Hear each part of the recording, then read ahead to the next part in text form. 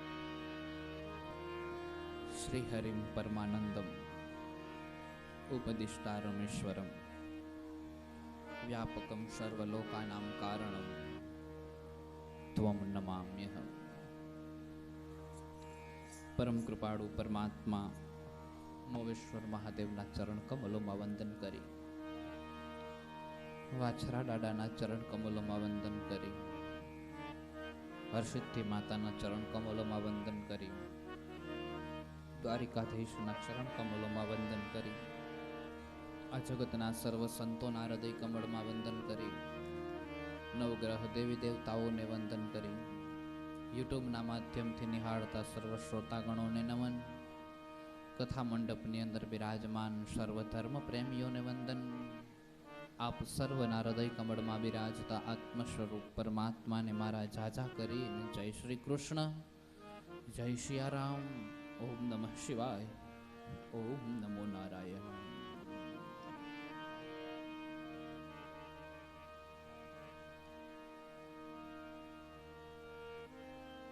108 દિવસ કઈ રીતે જતા રહ્યા મને ખબર ના પડી. આવતીકાલે આપણી આ કથા વિશ્રામ પામશે. કથા ક્યારેય પૂર્ણ ન થાય, એનો પ્રવાહ સતત ચાલુ રહે, કથા વિશ્રામ પામે. આવતીકાલે આપણી આ કથા વિશ્રામ પામશે અને આવતીકાલે જ આપણી આ કથાના ફળ સ્વરૂપે બરાબર અભિજીત મુહૂર્તમાં ગાયત્રીનું પ્રાગટ્ય થશે. પછી તો જેવી ભગવતીની ઈચ્છા, એને જ્યારે આવવું હોય ત્યારે આવી શકે છે. પણ અમારી ઈચ્છા એવી છે કે અભિજીત મુહૂર્તમાં દેવી પધારે. ખેર કથામાં પ્રવેશ કરીએ.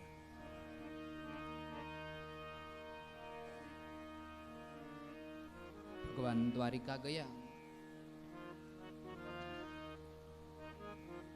દ્વારિકા નગરીની અંદર ઈશ્વરે દ્વારિકા વસાવી.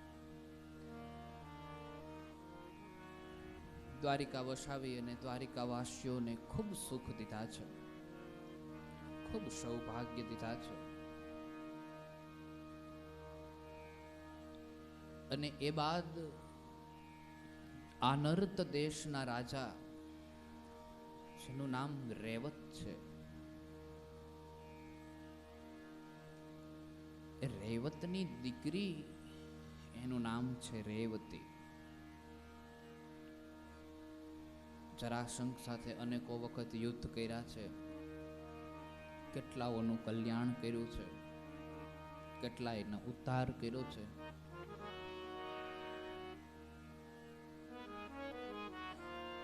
પછી ભગવાન ને બલરામજી બંને એક દિવસ બેઠા બેઠા ચર્ચા કરતા હતા. ભગવાને બલરામજીને કીધું કે આપણે નકડું બાંધવું જ કર્યા કર્યું કે લગન બગન કર્યું. બલરામજી કે લગન તો કરવા પડ્યો. એટલે કૃષ્ણ ભગવાન કે જો ભાઈ તમે મોટા રહ્યા એટલે પેલા વારો તમારા આવે પછી મારો વારો. અને એક અર્થ એ છે કે પેલા તમે લગ્ન કરી લ્યો પછી આપણે સમૂહ લગ્ન ઉપાડવાના છે. એ કર્યા 1000, એક આયરે 16,108. આનર્ત દેશના રાજા રેવત છે. રેવતની દીકરીનું નામ રેવતી. પરમાત્માનો વિવાહ થયો છે રેવતી સાથે. બોલીએ બલરામ ભૈયા કી જય.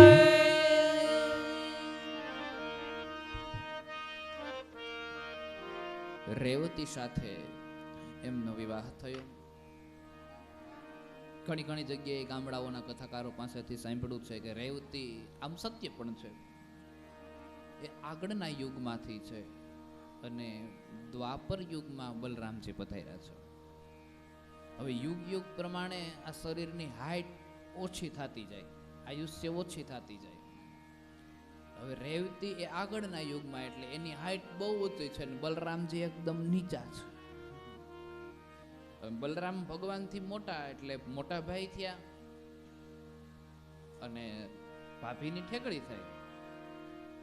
એટલા માટે કૃષ્ણ ભગવાન બલરામજીની કાયમ મસ્કરી કરે કે તમારે મારા ભાભી સામે કાયમ ઊંચું જોઈને જ વાત કરવાની થાય, એમાં કોઈ દી હેઠું જોયા જેવું ના થયું. તમારે મારા ભાભી સામે કોઈ દી કે હેઠું જોયા જેવું ના થાય, કાયમ ઊંચું જોઈને જ. કારણ કે હાઈટમાં ઊંચા છે, એમાં બલરામને એક દી ક્રોધ આવ્યો છે, કારણ કે શેષનાગનો અવતાર છે, ને પછી એવું કહે છે કે હળથી ખેંચે ને એને હેઠા કરી દે છે.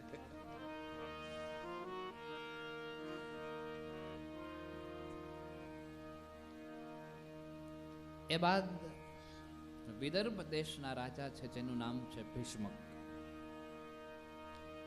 ભીષ્મકને રૂકમી નામનો દીકરો અને રૂકમણી નામની દીકરી.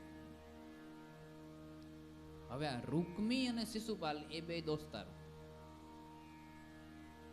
અને શિશુપાલ અને દુર્યોધન એ બે દોસ્તાર. અચ્છા, શિશુપાલ અને ભગવાન એ મામા ફોઈના થાય પાછા. પરંતુ શું છે કે અમુક વધારાના અંગો સાથે શિશુપાળનો જન્મ થયો હતો, એટલે કોઈએ એવું કીધું હતું કે આ જેના હાથમાં જાય ને વધારાના અંગ ખરી જાય એના હાથે એનું મૃત્યુ, એટલે ભગવાનના હાથે મૃત્યુ હતું એ વાતનું નક્કી થયું હતું. એટલે શિશુપાળને ભગવાનથી વાંધો. હવે ભગવાન પાંડવોના પક્ષમાં, એટલે દુર્યોધનને શિશુપાળ ભગવાનથી વાંધો. આપણી દેશી ભાષા દુશ્મન કા દુશ્મન દોસ્ત. એટલે દુર્યોધનનું ને શિશુપાળની મિત્રતા થઈ. હવે સ્વાભાવિક રીતે વાત છે, ભગવાન દુર્યોધનના દુશ્મન છે ને શિશુપાળના દુશ્મન છે. એ બંને જ્યારે ભેગા થાય ત્યારે કૃષ્ણની હારી વાત તો કરે ને. અને હવે આવ્યા રૂકમી રાજા, જે ભીષ્મક રાજાના દીકરા છે. એ રૂકમીને ભગવાન કૃષ્ણથી કઈ પર્સનલી વાંધો નહોતો, વ્યક્તિગત કોઈ વાંધો નહોતો, પરંતુ કાયમની માટે શિશુપાળ ભેગા અને દુર્યોધન ભેગા બેસવા વાળા, એટલે સ્વાભાવિક રીતે એના વિરોધી આપણા વિરોધી. આપણે જેની ભેગા બેસીએ એના વિરોધી જે હોય એના આપણે વિરોધી. ચોખ્ખું દેખાય ને, કારણ કે આપણે એની પાસે બેસીએ એટલે એના સારા પાસાઓ તો આપણે કોઈ દેખાય નહીં ને. એટલે રૂકમીને કૃષ્ણના સારા પાસાઓની ખબર નથી. કાયમની માટે શિશુપાળ ને દુર્યોધન બંને ભેગા થાય, અને બંને કાયમની માટે ભેગા થઈને કૃષ્ણ આમ છે ને કૃષ્ણ તેવો છે ને એ ગોવાળ છે ને એ ક્યાંય હાલે નહીં, એ ચરિત્રહીન વગેરે વગેરે જે કહેવાય ને એવી બધી ચર્ચાઓ કરે છે. હવે રૂકમીને આ વાત મગજમાં ઉતરી ગઈ, પણ ભીષ્મક રાજા બહુ હોશિયાર છે. એની દીકરી પાસે જાય છે, દીકરીને જઈને કહે છે કે બેટા તારા સ્વયંવરનો સમય થયો છે, અને તારા મનમાં કોઈ એવો વર હોય જે આપણા આંગણે જમાઈ તરીકે શોભતો હોય તો તું મને કહે, આપણે એની સાથે તારો વિવાહ કરી દઈએ.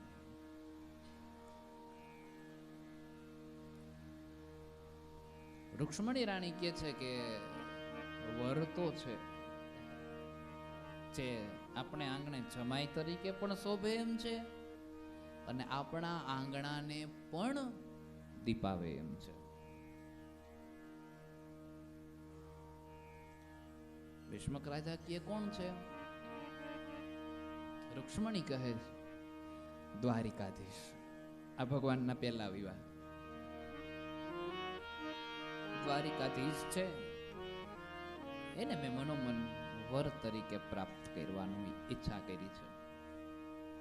ભીષ્મક રાજા તો અંદરથી રાજી રાજી થઈ ગયા. ઓહો હો હો હો, કૃષ્ણ જેવો. અરે ઘણા યોગીઓ તો એમ કે છે કે એ સ્વયં પરમાત્માનો અવતાર છે, વિષ્ણુ નારાયણનો અવતાર છે, અને એ વ્યક્તિ જો મારા આંગણે જમાઈ બનીને આવે, અહીંયા એના પોખણા થાય તો એનાથી મોટું ભાગ્ય આ જીવનમાં બીજું એ કઈ હોય નહીં.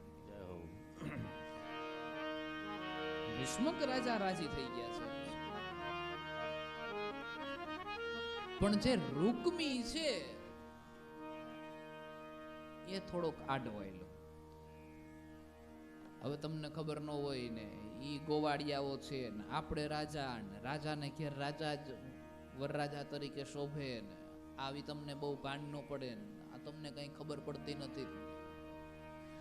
અને પછી એક ઉંમર પછી શું છે કે દીકરાઓ મોટા થઈ જાય ને દીકરા કમાતા થઈ જાય, પછી બાપાએ દીકરાનું માનવું પડે, કારણ કે ઈ કમાઈને આજ દી સુધી તો એ કમાઈને દેતા નહોતા, એટલે પછી કોઈ પણ નિર્ણયોમાં જ્યારે દીકરાઓ આડી પાની કરે ત્યારે બાપા એને બેસાડી દે, બે જાતને ખબર ન પડે. પણ જ્યારે દીકરા કમાતા થઈ જાય પછી બાપાને કહેવા જાય કે આમને નામ કરવાનું છે, અને જો બાપા માને નહીં તો દીકરાઓ દલીલ કરે સામે. એટલે રૂકમીએ દલીલ કરી કે આ આપણે આંગણે જમાઈ તરીકે ન સોંપે, એક ગોવાળ છે.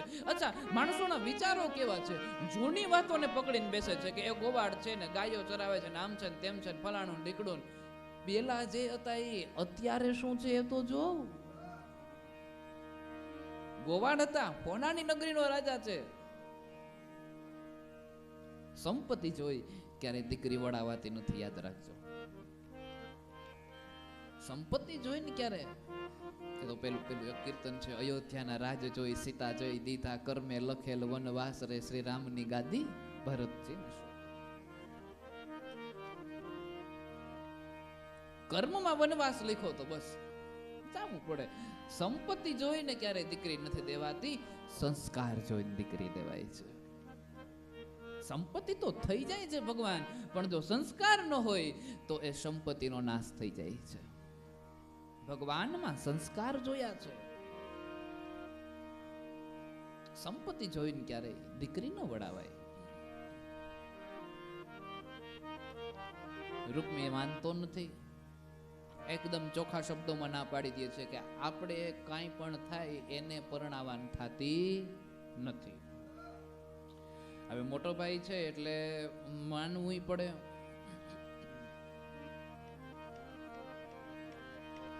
પછી બને છે એવું કે રૂકમી એનો વિવાહ શિશુપાળ સાથે નક્કી કરી નાખે છે, કે જે રૂકમીનો મિત્ર છે. હવે શિશુપાળ રૂકમણી કે મારે ધોરે ધર્મે ના જોઈએ, આપણી દેશી ભાષામાં. અચ્છા, લગ્ન નક્કી કરી નાખે એટલું નહીં, સગાઈ કરી દે છે, લગ્નની તારીખ નિશ્ચિત થઈ જાય છે, અને જાન પરણવા માટે વિદર્ભ નગરમાં આવી પણ જાય છે. ત્યાં સુધીની વાત છે. જાન પરણવા માટે આવી જાય છે, વિદર્ભ નગર સુધી પહોંચી જાય છે જાન. અને પછી ભગવાન આવ્યા રથ લઈને, લીલે તોરણે જાન પાછી ગઈ, જે આપણે કહીએ ને ઈયા, લીલે તોરણે જાન પાછી ગઈ હતી શિશુપાળની.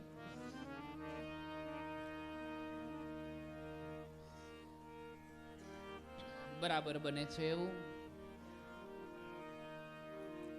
અહીંયા રામાયણની અંદર પણ તમે જ્યારે જોવો છો ત્યારે દેવીના વિવાહ હોય છે, ત્યારે આગળના દિવસે દેવી પૂજા કરવા માટે જાય છે ભવાનીની.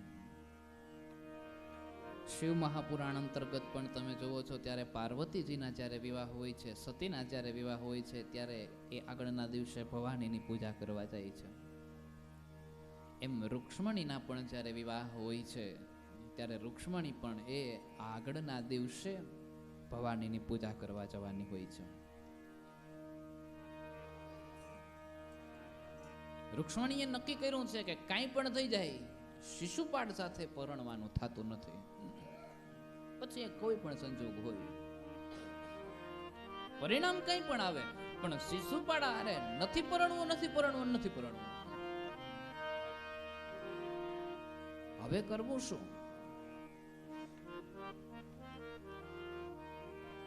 ભગવાન આ દેશના રાજા રજવાડાઓને, આ દેશના બ્રાહ્મણો ઉપર કેટલો ભરોસો હતો કે એક ભૂદેવને બોલાવે છે, અને ભૂદેવને બોલાવીને રૂક્ષ્મણી પોતાનો સંદેશ, રૂક્ષ્મણી પત્ર તો આપણે કહીએ છીએ, બાકી ચિઠ્ઠી લખી નહોતી, મોઢે મોઢ સંભળાવ્યો હતો.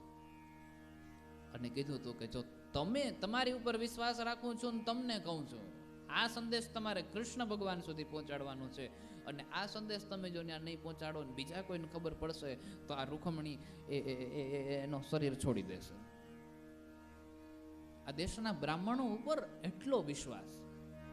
એને ખબર હતી, એને ભરોસો હતો કે આ બ્રાહ્મણ છે, આ ભૂદેવ છે, એ ક્યારેય આપણું ખરાબ નહીં કરે. બ્રાહ્મણો ઉપર એટલો ભરોસો હતો, એટલો વિશ્વાસ હતો, એ જમાનો એવો હતો. ભગવાન વિવાહ નિશ્ચિત થઈ જાય છે, નક્કી થઈ જાય છે. નક્કી થયેલા વિવાહ માટે થઈ અને પછી એમાંથી બચી નીકળવું છે, એટલા માટે થઈને રૂકમણી એક ભૂદેવને બોલાવે છે, અને ભૂદેવને બોલાવીને 7 શ્લોકનો પત્ર સમજાવે છે.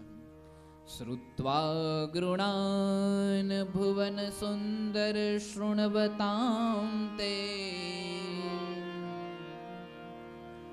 નિર્વિશ્ય કર્ણ વિવરે હરતો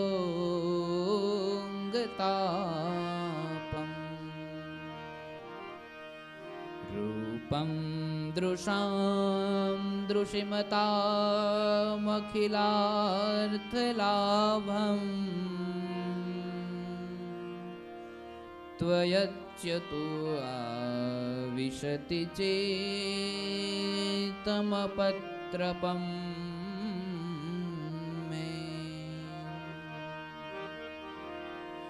કાત્વાં મુકુંદમહિતિ કુલુશીલરૂપ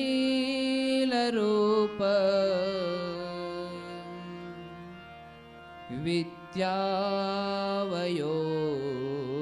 દ્રવિણધામભિરાત્મતુલ્યમ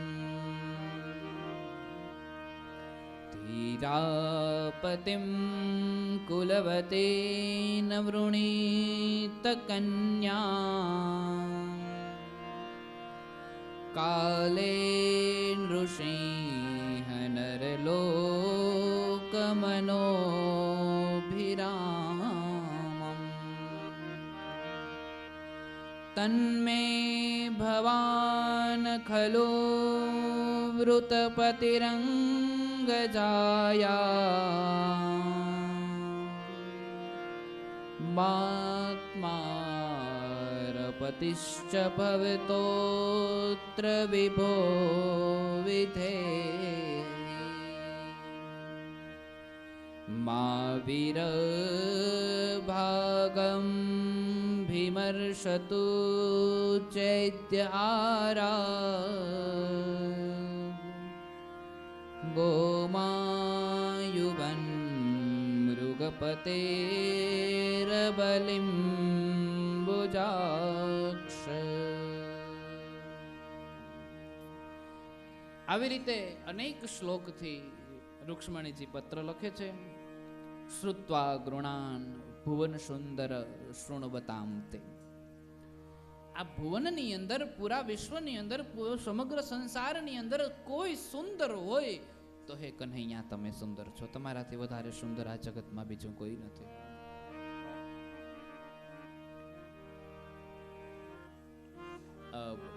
હમણાં 2014 કે 15માં લગભગ 14માં એક મહાભારત નીકળ્યું છે, જેની રીલ્સ અત્યારે બહુ હાલે છે. એમાં એવું કહે છે કે આ અર્જુનને ભગવાન આ સંદેશ સંભળાવે ને રૂક્ષ્મણીનો, એટલે પહેલી જ લીટી વાંચી શ્રુત્વા ગૃણાન ભુવન સુંદરમ, એટલે અર્જુન હસી પડ્યા. આ જગતમાં સૌથી સુંદર. અર્જુન કે કોણ માધવ? ભગવાન કે હું, બીજું કોણ? આ જગતમાં સૌથી સુંદર હું છું.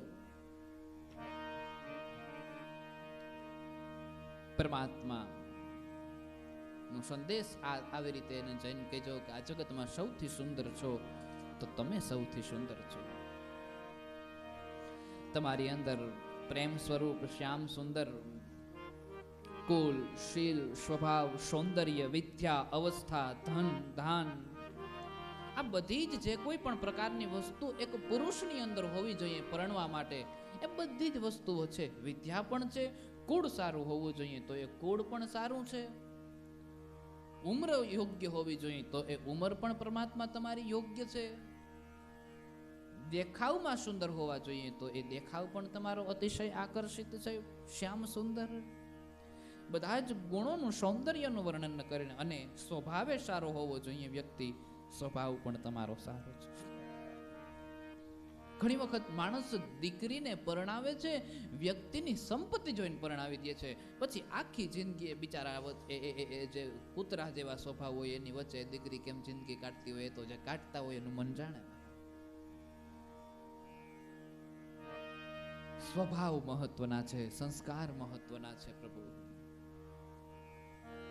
ને રહી વાત મારી, જો સ્ત્રીમાં જે કોઈ પણ ગુણ હોવા જોઈએ એ બધા ગુણોનું પણ વર્ણન કરીને દર્શાવે છે કે મારામાં પણ એટલા આમ આ કથાઓ તમે વારંવાર બધી જગ્યાએ સાંભળતા હોય છે એટલે આનો વધારે વિસ્તાર નથી કરતો, પણ ભગવાનના બીજા જે 7 વિવાહ છે ને એનો વિસ્તાર વધારે કરશું આપણે. આ આખો પત્ર લખ્યો છે અને પછી પત્રની અંદર એવું કીધું છે કે એને જઈને કહેજો કે મેં મારા મનનો જે ભાવ હતો એ ભાવ મેં રજૂ કરી દીધો છે. હવે ભગવાન મને તેડવા માટે થઈને તમારે આવવું કે નહીં એનો વિચાર તમારે કરવાનો છે. મારું તમને કહેવાનો મતલબ હતો કે મેં તમને લખી દીધું છે કે હું તમને પ્રેમ કરું છું અને ધણી તરીકે મેં તમને પ્રાપ્ત કરી લીધા છે. હવે તમારા સિવાય મારે બીજું કંઈ જોતું નથી, બીજી કોઈ ઈચ્છાઓ નથી. હવે તમારે મને મેળવવી કે નહીં એનો વિચાર તમારે કરવાનો છે. આનું નામ પ્રેમ. હું તમને પ્રેમ કરું છું, તમારી ઉપર કોઈ જોર જબરદસ્તી નથી કે તમે મને પ્રેમ કરો કે નહીં એમ. આ પ્રેમનો અર્થ ખરો થયો. હા, આ તો બર્થડે ભૂલી જાય એટલે તે મને વિશ નો કર્યું. હવે વિશ એટલે ઝેર થાય.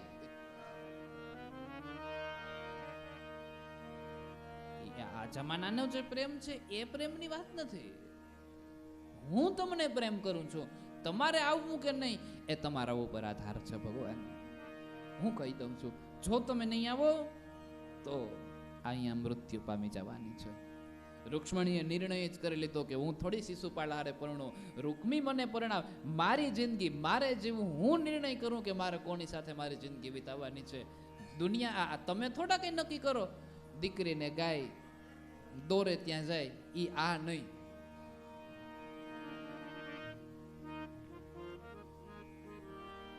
ઈ હું નહીં. મારી જિંદગીના નિર્ણય હું ખુદ લઈશ. મારા જીવનના નિર્ણય હું પોતે લઈશ કે મારે ક્યાં પરણીને સાસરે જવું છે, મારું જીવન મારે કોને અર્પણ કરવું છે. આ નિર્ણય હું ખુદ પોતે કરીશ. અને પછી રૂક્ષ્મણીજી એ ભૂદેવને સંદેશ આપે છે અને સંદેશ લઈ અને ભૂદેવ જાય છે. પ્રભુ બને છે એવું. ભગવાને આ સંદેશને સાંભળ્યો. અચ્છા, રૂક્ષ્મણીજીએ પાછું અંતે એમ કહી દીધું, હોય તમે અહીં મને તેડવા હોય એટલે એનો અર્થ એમ ના સમજતા કે તમારા સાસુ અહીંયા પોખણા કરવા માટે ઉભા હે, તલવાર હારે લેતા આવજો, બાંધીને લઈ જવાનું છે ખાંડાની ધારે. એમ નમ નહીં તઈ ભેગું થાય, બાંધીને જવાનું થાય.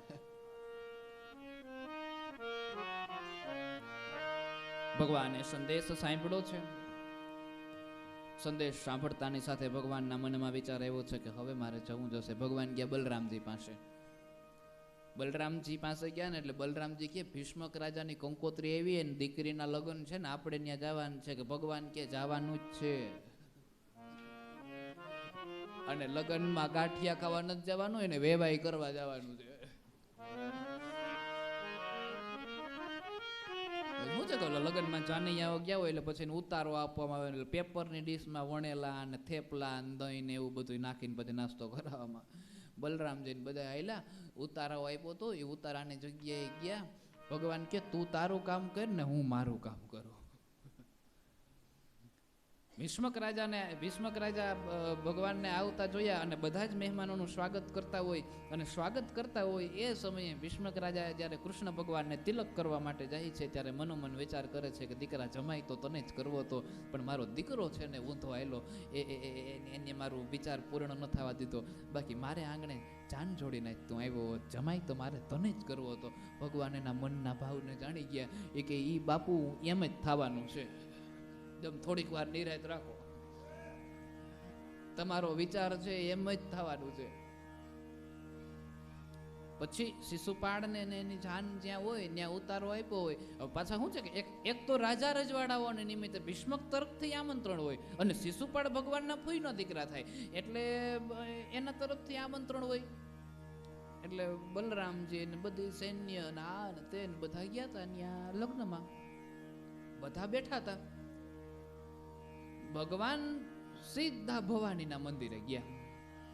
રથ ઉપર બિરાજમાન પરમાત્મા રથનો ઘોડો હલાવે અને ઘોડો હલાવે, નગરવાસીઓ ત્યાં જોવે છે. અહીંયા રામચંદ્રજીનું જેવી દશા હતી એવી જ ભગવાનની દશા થઈ કે નગરવાસીઓ વિચાર કરે છે કે દશરથ રાજાએ માફ કરજો, જનક રાજાએ સ્વયંવરનો વિચાર ત્યાગી દેવો જોઈએ ને આ રામ જેવો ધણી પાછો પ્રાપ્ત ન થાય, સીતાનો આની હારે જ વિવાહ કરાવી દેવો જોઈએ ને સ્વયંવરનું કેન્સલ કરી નાખો ને વગેરે વગેરે બધી ચર્ચાઓ થઈ. એવી જ ચર્ચા અહીંયા થઈ. ભલે કોઈ પણ સંજોગોની અંદર શિશુપાળ જાન લઈને આવી ગયો છે, પણ શિશુપાળને પાછો મોકલી દો, રૂકમણીની વિવાહ તો કૃષ્ણ સાથે જ થવા જોઈએ. આખું નગર વાતો કરે છે. ભગવાન બધાના મનના ભાવને હરતા જાય છે. ભવાનીના મંદિર તરફ ગયા. જુઓ તો ખરા કેવો સુંદર લાગી રહ્યો છે, કેવો શોભી રહ્યો છે. માથે મુગટ કેવો રૂપાળો લાગે, એ મોગટમાં મોરપીંછ કેવું સુંદર લાગે. એ કનૈયાના કેળ ઉપર જે પિતાંબરની ગાંઠ વાળેલી છે એ કેવી સુંદર લાગે. એમાં કમર ખોંસલેલી છે એ કેવી સુંદર લાગે. અરે એનું શરીર કેવું સાવડિયું છે. પરમાત્મા શ્યામ સુંદર દેખાય છે. આ અને રૂક્ષ્મણી બે એક બાજુમાં ઉભા હોય. જો ઉભા જુઓ તો ખરી, આ બંને એક બાજુ ઊભા હોય તો કેવા સુંદર લાગે. અને આ બંને એક સાથે એક જ રથમાં બેસીને જાતા હોય તો કેવા રૂપાળા લાગતા હોય. એ ગયા એટલામાં તો ભગવાન રૂકમણીને ઉપાડીને રથમાં નાખીને નીકળી ગયા, હાલતા થઈ. ગામ હજી તો વિચાર કરે કે આમ થાય તો કેવું સારું લાગે, આમ થાય તો કેવું લાગે. એમાં તો ભગવાન એના હાથ પકડી બેહાડી રથમાં બેહાડી નીકળી ગયા સીધા. હવે દીકરીનું હરણ થાય એટલે દીકરીના બાપાને કહેવાનું હોય કે જાન લઈને આવ્યા હોય, જાનિયાવને કહેવાનું હોય, બાપાને કહેવાનું હોય ને. હવે અહીંયા ઉલટું થઈ ગયું. ઉતાવળમાં ઉતારો જ્યાં જાનૈયાઓને આપ્યો તો ન્યા જઈને શિશુપાળ જ્યાં બેઠો તો ન્યા કહી આવ્યા કે હરણ થઈ ગયું રૂકમણીનું. ત્યાં તો જરાસંઘ ને આ બધા મિત્રો છે, પાછા શિશુપાલ ને જરાસંઘ ને આ બધા મિત્રો છે. જરાસંઘ ને બધા આમ હાલી નીકળ્યા ને ઓહો હો હમણાં જાવ ને એને પાછો લઈ આવો ને આમ ને. રૂકમીએ તો નક્કી કરી લીધું કે કુંડલપુરની અંદર રૂક્ષ્મણીને પાછો લઈને આવું તો જ કુંડલપુરમાં પ્રવેશ કરું, નહીતર પ્રવેશ ના કરું. આ વિદર્ભ નગરી એમ ટૂંકમાં એ જ્યાં રહેતા હતા ત્યાં, તો જ પ્રવેશ કરું, નહીતર અહીંયા હું પ્રવેશ ના કરું વગેરે વગેરે બધી જ નિર્ણયો કર્યા છે. વગેરે વગેરે બધા જ પ્રકારના નિર્ણયો કરી અને બધા એક આયરે નીકળ્યા છે. આમ અને ભગવાન આજ ચોધારી તલવારે એવી હાકે જરાસંઘ 17 વખત ચડાઈ કરવા જાય ને 18મી વખત ભગવાન ભાગી જાય છે. એનો એ જરાસંઘ આજ ભગવાન સામે યુદ્ધ કરવાનું કેન્સલ કરી નાખે કે કાંઈ વાંધો નહીં ભાઈ, લગન છે એટલે તને પાવર છે, આજ રેવા દઈએ. કારણ કે ભગવાન તલવારે જ એવી હાકે છે કે જરાસંઘ ડરી જાય છે કે આજે આની બાજુમાં જવાય નહીં, નકર આપણું અહીંયા રામ નામ સત્ય હે.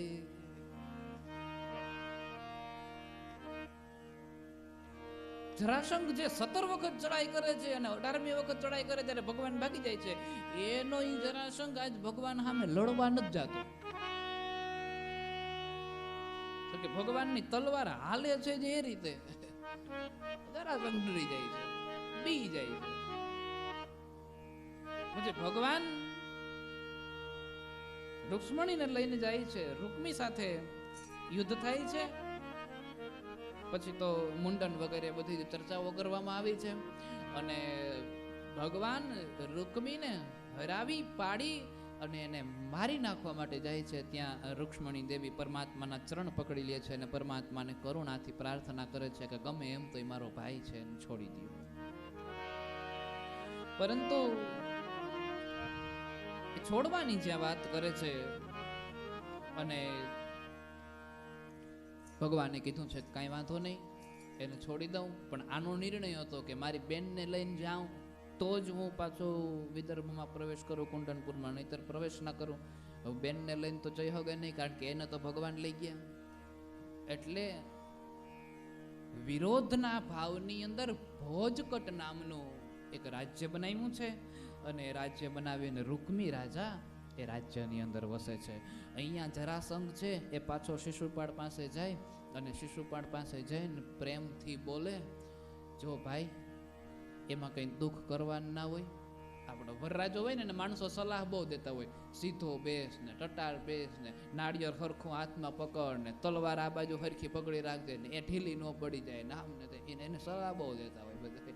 એટલે શિશુપાળમાં આવે ને જરાસંઘ કે જો ભાઈ આ દેશની અંદર ઘણી બધી રાજકન્યાઓ છે, આ નહીં તો બીજી કોઈ હારે આપણે પરણી જાશું, આપણે આપણા જેવું ઠેકાણું ગમે ત્યાં મળી રહે, અને માંડ્યો આત્મા પરમાત્માની વાતો કરવા, આ બધું મિથ્યા છે ને, અસત્ય છે ને, આ માયા છે ને, મોહ છે. શિશુપાળ કે ઈ બધું સાચું, પણ લગ્નનું શું છે ઈ તો કે ઈ તો ગયા, હવે પૂરું.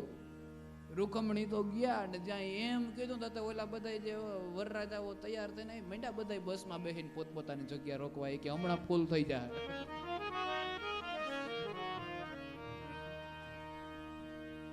શિશુપાળ ક્રોધિત થયું છે.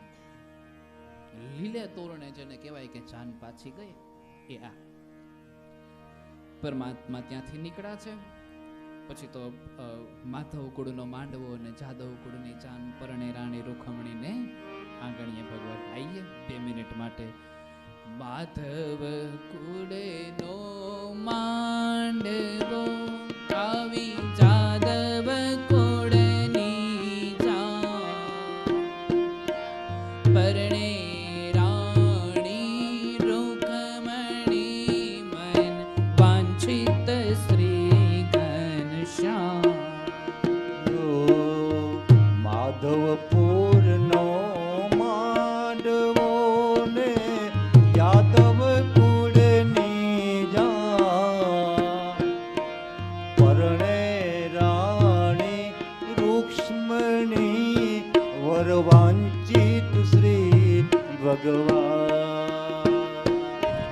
માધવ કુળનો માંડવો આવી જાદવ કુળની જાન પરણે રાણી રૂક્ષ્મણી મન વાંછિત શ્રી ઘનશ્યામ. માધવપુરનો માંડવો ને યાદવ કુળની જાન પરણે રાણી રૂક્ષ્મણી વરવાંચિત શ્રી ભગવાન. ઓ માધવ કુળનો માંડવો આવી જાદવ કુળની જાન પરણે રાણી રૂક્ષ્મણી વરવાંછિત શ્રી ઘનશ્યામ. વરવાંચિત શ્રી ભગવાન. ઓ વરવાંછિત શ્રી ઘનશ્યામ. વરવાંછિત શ્રી ઘનશ્યામ.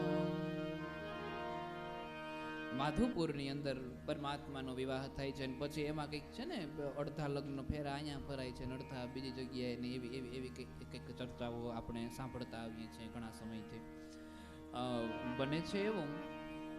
હવે તો આજે માધવપુરને જે રૂક્ષ્મણી વિવાહની જે વાતો છે એ બધી આજે સરકારે હવે એ પ્રસંગને હાથમાં લઈ લીધો છે. લગભગ કડછથી ત્યાંના મામેરા આવે છે, રૂક્ષ્મણીના મામેરા કડછથી આવે છે, ત્યાંના મેર દાયરો છે એ લઈને આવે છે. અને સરકારે હાથમાં લીધા પછી એ માધવપુરની અંદર જ્યારે રૂક્ષ્મણી વિવાહનો જે પ્રસંગ હોય છે ત્યાં ઓછામાં ઓછા લગભગ 1 થી 1.5 ટ્રક તો અબીલ ગલાલ ઉઠતા જ હશે. ગલાલ ગલાલ ગલાલ રોડ આખા ગલાલ ગલાલ ભરાઈ ગયા હોય. લગભગ 1.5 ટ્રક તો પાકા, હાવ પાકા એટલા તો ઉઠતા જ હશે. પરમાત્માનો સુંદર વિવાહ થયો છે.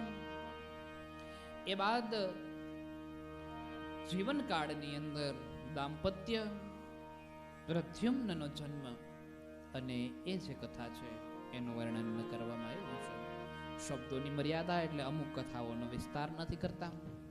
પ્રદ્યુમ્નના જન્મની કથા, અને ત્યારબાદ શંબરાસુર નામનો અસુર અને એ શંબરાસુરનો ઉદ્ધાર કર્યો છે એ કથાનું વર્ણન કર્યું છે. એ બાદ શ્યમંતક નામની એક મણી છે, અને આ મણી ખોવાઈ જાય છે અને એ મણી શોધવા માટે જાય છે. આછા, આ મણી સાથે ભગવાનના 2 વિવાહ જોડાયા છે. એક જાંબવંતી અને બીજી આવશે તો અહીં કહું. તમને આવડતી હોય તો તમે કયો. આ વાત દેવી ભાગવતમાં કઈ રીતે, જો કદાચ યાદ હોય તો. ના હોય તો કોઈ પ્રશ્ન નથી, પણ યાદ હોય તોની વાત છે. આ સ્યમંતક નામની જે મણી છે એ સૂર્યનારાયણે સત્રાજીતને આપી હતી. એમાંથી રોજનું 84 કિલો સોનું નીકળતું હતું. હવે 84 કિલો ચોખા કે ઘઉં નીકળે ને તો એને હાચવાય અઘરા થઈ જાય. આ તો હોનું છે. અતિશય સંપત્તિ છે ને એ દુઃખનું કારણ છે. આહા, વધારે ધન, વધારે સંપત્તિ, વધારે દોલત, આ દુઃખનું કારણ છે. સત્રાજીત સૂર્યનારાયણની પ્રાર્થના કરે છે અને સૂર્યનારાયણ એને એક મણી આપે છે. જે મણી એકદમ ચમકદાર છે.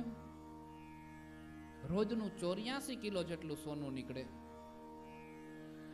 અને એ મણીને સત્રાજીતનો ભાઈ, જેનું નામ છે પ્રસેન, એ પ્રસેન ગળામાં નાખીને આખા નગરમાં ફરે. એટલે નીકળે એટલે આખું નગર ચમક ધમક એવું લાગે. હવે એ પ્રસેન રાજા મણીને ગળામાં લઈ અને વન વિહાર કરવા માટે જાય છે. એક સિંહ જોઈ જાય છે અને સિંહ છે એ પ્રસેનને મારી નાખે છે.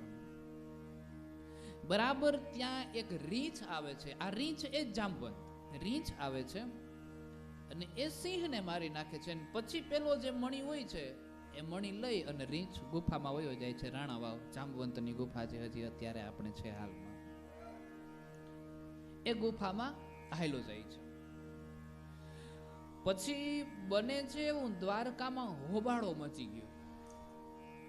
અને હોબાળો શું મચ્યો કે જો ભાઈ, દ્વારકાધીશ, દ્વારકાના રાજા સત્રાજીત નામનો એનો એક પ્રજા, નાનો બિચારો ગરીબ માણસ, એની પાસે થોડોક રૂપિયો થયો ને તે દ્વારકાધીશ જોઈ ના હૈગા, તેને મરવી નાખ્યો. આવી અફવાઓ ફેલાણી. એટલે ભગવાન વિચાર કરે છે કે હવે આ અફવા ફેલાય છે ને ખોટું આપણું નામ આવે, એના કરતા આનું નિરાકરણ કરવું જરૂરી છે.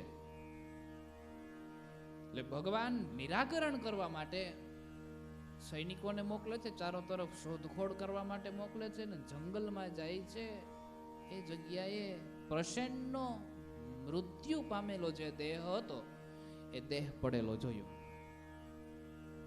હવે મૃત્યુ પામેલો જે દેહ પડેલો જોયો છે, થોડાક જ્યાં આગળ ગયા ત્યાં સિંહ પણ મરેલો છે એ જોયો.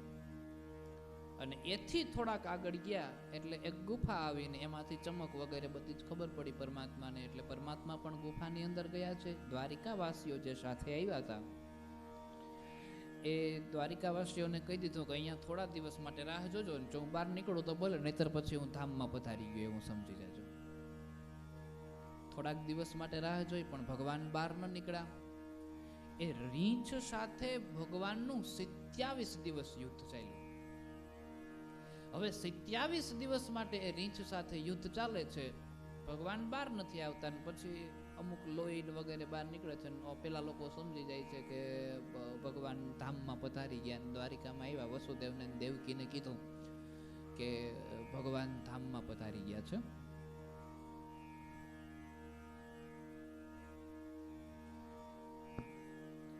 ભગવાન ધામમાં પધારી ગયા છે. એટલે વસુદેવ અને દેવકી આ બંને જે છે એને આત્મ માનતો નતો કે કનૈયો દ્વારકા પધારી ગયો એવું શક્ય નથી ક્યારે.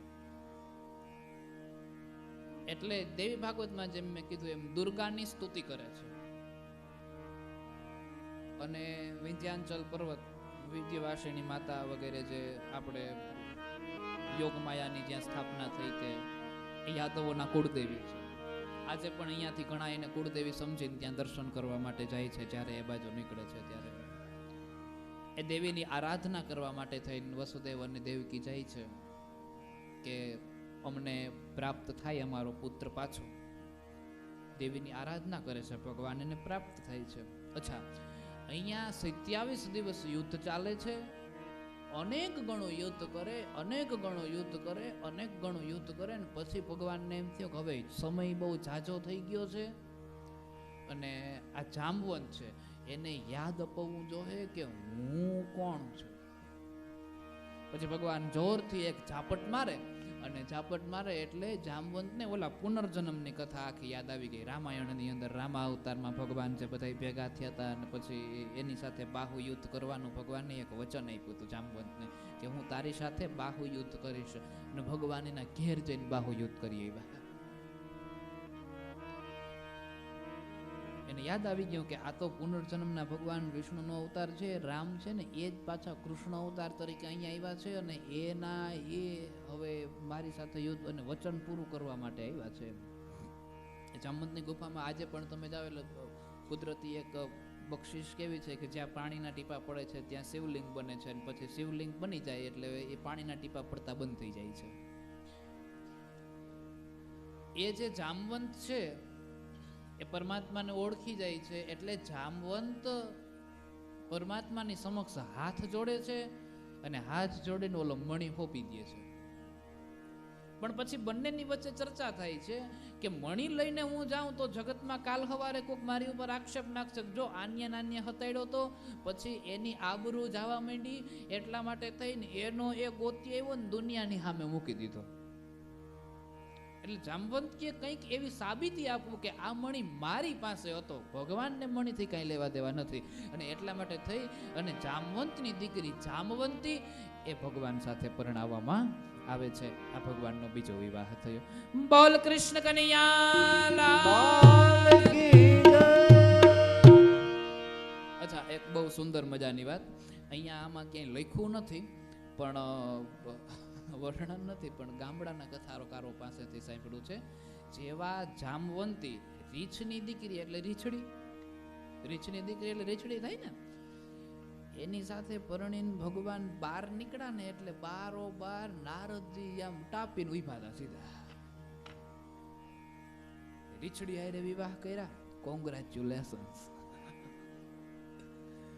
એટલે ભગવાન કે જુઓ ભાઈ નારદજી, આવી વાતો કોઈને કહેવાની હોય નહીં, આને જમીનમાં દાટી દેવાની હોય. નારદ ત્યાંથી આયલા નારાયણ નારાયણ કરતા સીધા દ્વારિકાની બજાર વચ્ચો વચ જઈને ખાડો કર્યો. નારદજી ખાડો ગારે એટલે જોવા જેવું ને, એટલે આખા દ્વારિકાવાસીઓ બધા ભેગા થયા. બધા દ્વારિકાવાસીઓ ભેગા થઈને નારદજીને જઈને કે નારદજી આ શું કરો? તા કે ખાડો ગારું છું. હું કાબરો ખાડો ગારો છો? તા કે કૃષ્ણ ભગવાને રીછડી આરે વિવાહ કર્યાની વાત કોઈને કહેવાની નથી ને અહીંયા દાટવાની છે. ઈ ડાઈટી.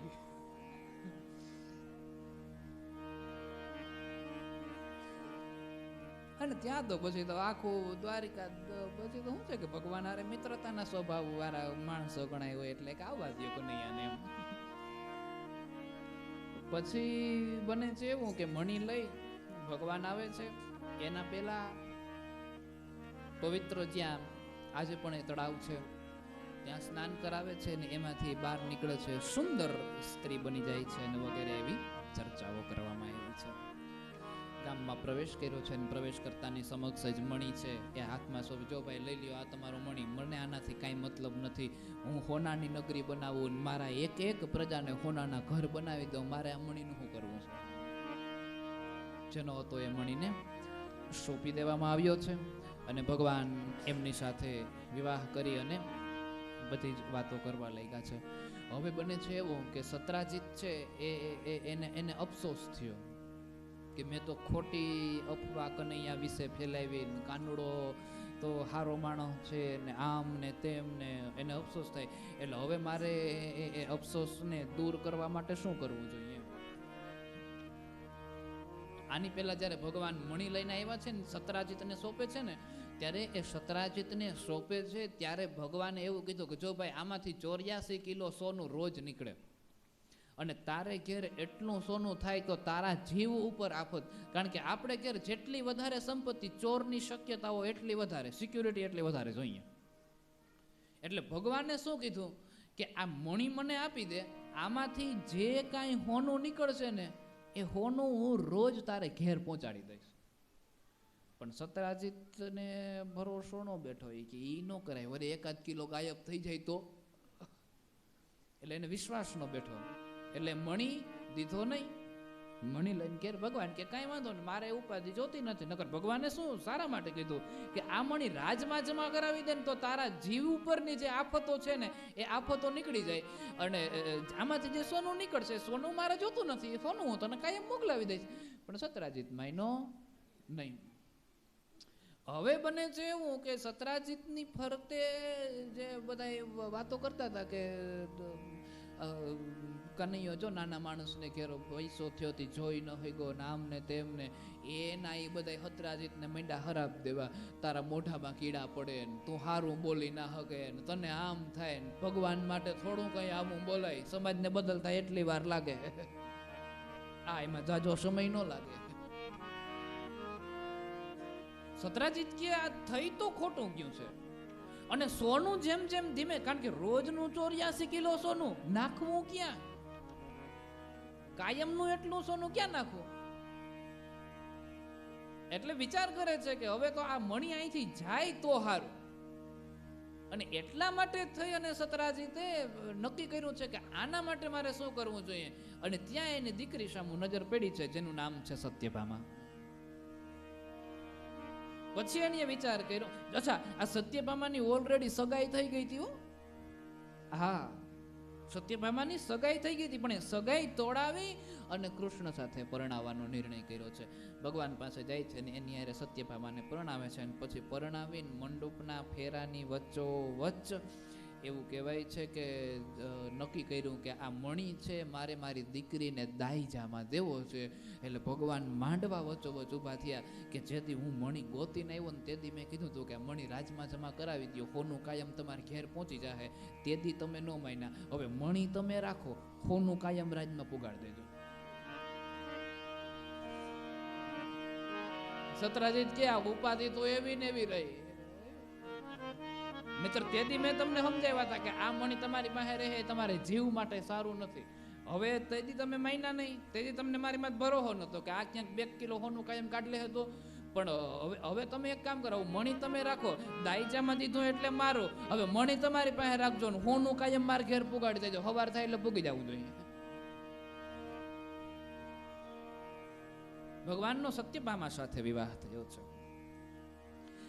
પછી બને છે એવું કે અક્રૂર અને કૃતવર્મા આ બંને જે છે એ સતધનવાની પાસે જાય અને સતધનવાને કાયમ ચાવી ભરે.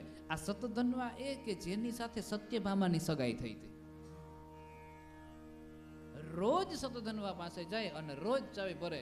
એટલે તારી તો આબરૂ કાઢી, તું ગાંડા જેવો, તારી સમાજમાં કોઈ વેલ્યુ ન રહે, જોજે સત્યભામા હારે તારો વિવાહ થઈ ગયો અને કૃષ્ણ પાસે જા, અને કૃષ્ણ પાસે જો સત્યભામાનો વિવાહ એની સાથે થયો ને હગાઈ તારી હારે થઈ ને ગામમાં તારી આબરૂ હું રહે ને વગેરે વગેરે વગેરે બધું. પછી એ કહેવામાં આવ્યું તો કે તો શું કરવું. હવે એક ભાઈ મરે કે 2 ભાઈ મરે એનાથી ફેર શું પડે, કાંઈ ફેર ન પડે. પ્રસન્ન રાજાએ મરી ગયા, એક કામ કર, આ કર્યું કોનીએ, સતધનવાને કહે તો કે સત્રાજીતે. એક કામ કર, સત્રાજીતને મારી નાખ. ચોખ્ખા શબ્દમાં કહે છે કે મારી નાખ. સતધનવા જાય છે અને સત્રાજીતને મારી નાખે છે. અને પછી ઓલો જે મણી છે એ મણી લઈને પછી નીકળી જાય છે.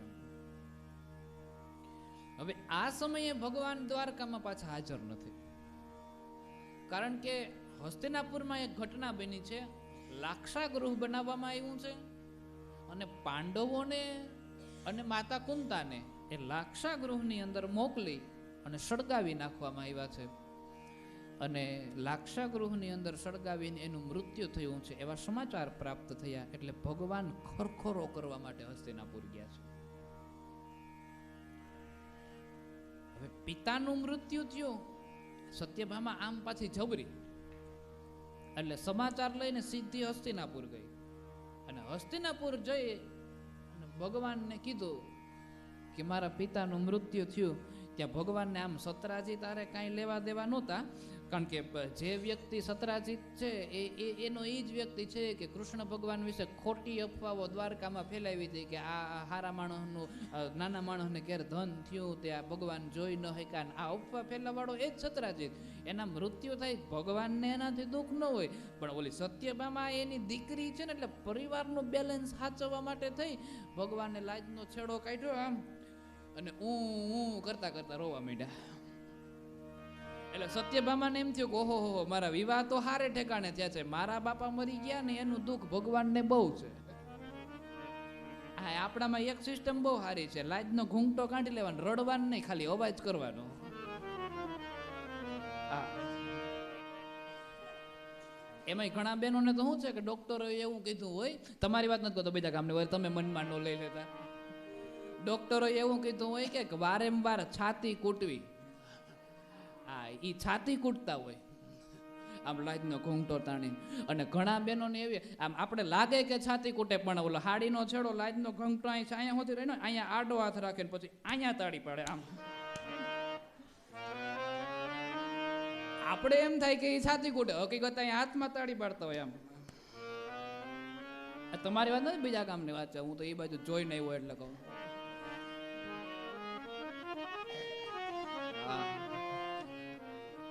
ભગવાને છેડો તાણ્યો અને મૈડા ખરખરો કરવા. એટલે સત્યભામાને એમ થયું કે મારા પિતા મર્યા છે ને એનું દુઃખ આને બહુ છે. સત્યભામા કે એ દુઃખ છે એ બધી વાત સાચી, પણ આપણે એનો બદલો લેવાનો છે. બદલો કઈ રીતે લેવાય? તો કે સતધન્વાને મારી નાખો. કારણ કે માર્યો તો કોનીએ? સતધન્વાએ. ભગવાન સતધન્વાને મારવા માટે જાય છે. બલરામજીને કે તમે બધું સાચવી લ્યો, હું હમણાં આવું બધું ખકેલી ના બધું. કારણ કે જો સત્યભામાએ કીધું છે કે હવે હવે હવે જો હશે ભગવાન હાસ્ય કરે તોય સત્યભામા બીજે દી ખાવાનું ના જોડે. એટલે સતધન્વાને મારવા માટે જાય. આ ઠીકા મારવા મને લાગી ગયું જરા. સતધન્વાને મારવા માટે જાય છે અને એની પાછળ પાછળ જેવા દોડ્યા છે. સતધન્વાને ખબર પડી ગઈ કે કૃષ્ણ મને મારવા માટે આવે છે ને એ મને મૂકવાનો છે નહીં. હવે જે લોકોએ ચાવી ભરી હતી ને અક્રૂર અને કૃતવર્મા, સતધન્વા એની પાસે ગયો અને અક્રૂરને અને કૃતવર્માને કહે કે તમે કીધું એ પ્રમાણે મેં સત્રાજીતને મારી તો નાખ્યો છે, પણ હવે એનો જમાઈ મને મારવા માટે આવે, હવે મારે ક્યાં જવું? તો ઓલા બે બેઠા બેઠા શું કે ખબર? એ કે હવે તું ના બચે, હવે તારું પૂરું થઈ ગયું. આવા માણસો હોય, પેલા ચાવી ભરે, આપણને સમજાવે કે આમ નહીં આમ કર ને, જેવા હલવાય એટલે એમ કે હવે તારું પૂરું થયું. ચોર ને કે ચોરી કરજે ને ચોકીદાર ને કે જાગતો રહેજે. હા, એટલે માણસોનું બહુ ધ્યાન રાખવું ભગવાન. અક્રૂર અને કૃતવર્મા બંને કે પેલા એકદમ ગુરુ તારું અપમાન થઈ ગયું અને હવે તને આમને, અને જેવા ગુરુ એનો બદલો વારીને પાછા આવે તા હવે તું ગયો, હવે તને ન છોડે. પછી બને છે એવું અક્રૂર અને કૃતવર્મા આ બંને. અચ્છા, આ અક્રૂર છે ભગવાનની એકદમ નજીક છે. હા, અક્રૂર આવ્યા હરિને તેડવા. અક્રૂર એકદમ ભગવાનની નજીક, પણ સંપત્તિ જોજો ક્યાં ખેંચી જાય માણસને, એ આ વાત ઉપરથી નિર્ણય થાય છે. અક્રૂર ભગવાનની એકદમ નજીક છે. એનો એ અક્રૂર સતધન્વાને એવું કહે છે કે ભગવાન તને મારવા માટે આવે છે, તારું કાંઈ નક્કી નથી, તું ક્યાં જા, કેમ જા, કઈ રીતે જા, શું છે શું નહીં. એના કરતા એક કામ કર, મણી મને દેતો જા. ભગવાનની નજીક છે અક્રૂર, મણી મને દેતો જા. સોનું નીકળે છે એને ખબર છે, મણીમાં જીવ ગયો, અક્રૂર નહીં. એટલે કીધું છે કે ભગવાનની નજીક હોવા છતાંય વારંવાર માળા ફેરવતા રહ્યો. જો એકાદ દિવસ માળા મુકાઈ જાહે તો સીધું માયામાં મન લાગી જાય. એકચ્યુઅલ લોસ આ છે. હા, યાદ રાખ, ખરી ખોટ આ છે. દેશી ભાષામાં ખરી ખોટા એકચ્યુઅલ લોસ આ છે. આપણે વિચાર કરીએ કે આજ 2 ક્યારા પાવાના રહી ગયા, ખોટ ગઈ. આજ 2 હોટલ હોય તો આપણે વિચાર કરીએ કે આજ 2 થાળી ઓછી થઈ, એમાં ખોટ ગઈ. કોઈ ધંધો કરતા હોય ત્યારે વિચાર કરીએ કે આપણે આ વસ્તુની આજે ખોટ ગઈ. અથવા તો બીજો કોઈ પણ વ્યવસાય હોય ને વેપારમાં 500,000ની ખોટ જાય ત્યારે આપણે વિચાર, એ ખરી ખોટ નથી, એકચ્યુઅલ લોસ આ છે. રોજ તમે સતત માળા કરો છો ને એક દિવસ માળા છૂટી જાય છે એટલે સમજો કે આજ ખોટ ગઈ, આજ નુકસાની ગઈ, આજ મોટી નુકસાની ગઈ. એ માળાની જે નુકસાની છે ને એ નુકસાની વધારે છે. માળાની નુકસાની મોટી છે. જુઓ તો ખરી ભગવાનને લગ્ન કરવા હાટુ કેવી કેવી પીંચણ કરવી પડે. અને આપણે ક્યાંક બે જગ્યાએ માગા નાખીએ ના આવે તો એમ થાય કે ઉપાધિ છે. હવે આ ભગવાને કેટલી પીંચણ કરી જવું તો આવા તો 108 એક માળા પૂરી કરી આખી.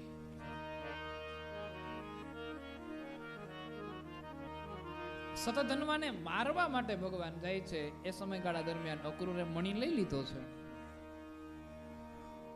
મણી લઈ લીધો છે. ભગવાને સતધન્વાને મારી નાખ્યો, એના કપડા ચેક કર્યા, રહેવાનો વિસ્તાર ચેક કર્યો, પણ ક્યાંય મણી મળ્યો નહીં. કારણ કે ખરેખર મણી એની પાસે હતો જ નહીં, મણી તો અક્રૂરજી પાસે હતો. અને એટલા માટે થઈ ભગવાન બલરામજી પાસે આવ્યા અને બલરામજીને કહે મને મણી મળ્યો નહીં, સતધન્વાને મારી નાખ્યો છે પણ મણી એની પાસે નથી. એના કપડા ચેક કરી લીધા, જ્યાં રહેતો તો એ બધો વિસ્તાર ચેક કરી લીધો છે, પણ મણી એની પાસે નથી. બલરામજી મંદ મંદ હાસ્ય કરતા કરતા કહે એ દ્વારકામાં જ ક્યાં કહે ગોતી લઈને હું જાઉં છું, મારે થોડુંક કામ છે. એમ કરીને બલરામજી નીકળી ગયા. ભગવાન મનનો ભેદ જાણી ગયા કે બલરામને મારી ઉપર વિશ્વાસ નથી એમ. પછી સીધા ભગવાન ગયા ઘેર. તમને શું લાગે છે અહીંથી કથા કરીને ઘેર જઈએ એટલે ઘેરે પેલો પ્રશ્ન એ જ પૂછાય કે કવરમાં કેટલા નીકળ્યા? કોઈને એ લાગુ પડતું જ નથી ક્યાંય કે ત્યાં તમને કિમ હાચવાતા અને ઉતારા. આ તો ઠીક છે, અહીંયા તો ઘર જેવું છે બધું એટલે ઉપાધિ નથી, અહીંયા અહીંયા રહેવું છે. પણ ક્યાંક 9 દિવસ કથા કરીને કોઈથી કોઈ પૂછતું જ નથી કે તમારા ઉતારા કેવા હતા ને રેવન વ્યવસ્થા સારી હતી કે નહીં, જમવાનું હોય એ નહીં, કવરમાં કેટલા એવા પેલો પ્રશ્ન એ હોય ડાયરેક્ટ. હા, સત્યભામાએ જેવો દરવાજો ખોલ્યો ને પેલો પ્રશ્ન એ પૂછ્યો મણી ક્યાં? ભગવાન કે સતધન્વાને મારી નાખ્યો છે પણ મણી નથી મળ્યો. એના કપડામાં કે મણી મળ્યો નથી. સત્યભામા મંદ મંદ હાસ્ય હેઠું જોઈને હાસ્ય કરે ને હોય છે હાલો કઈ વાંધો નહીં એમ કરીને નીકળી ગયા. ભગવાન એના મનના ભેદને જાણી ગયા કે નથી સત્યભામાને મારી માથે વિશ્વાસ કે નથી બલરામજીને મારી માથે વિશ્વાસ. ગામને સમજાવી શકો ભગવાન પણ ઘરને ન સમજાવી શકો. એ તો અહીંયા બેઠા હોય ને ત્યારે કથા કરાય. આ ઘેર આમનમ 24 કલાક ચાલુ રહે ને એટલે આપણે એમ કે તમારું ડીંડવાણું બંધ કરો, એને આ ડીંડવાણું લાગે બધું. પંડિત જસરાજ, આ પંડિત જસરાજ છે ને એક ગાયકના બહુ મોટા ઉત્તમ ગાયક છે, સિંગર, બહુ મોટા સારા એવા ગાયક છે. એ રિયાઝ કરતા હોય પછી ઘરમાં શું છે કે એમ રિયાઝ થતો હોય અને એના ધર્મપત્નીને કથા સાંભળવી વધારે ગમે. તેના ધર્મપત્નીએ પંડિત, આ સત્ય બનેલી ઘટના છે, એના ધર્મપત્નીએ પંડિત જસરાજને કીધું એ કે હું કરવાનું બંધ કરો ને કથા સાંભળો.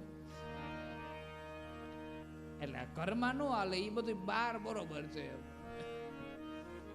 ઘેર કથા કરીએ તો એ તો એમ એને એમ જ થાય કે અહીંયા ડેકારો બંધ રાખો તમારો.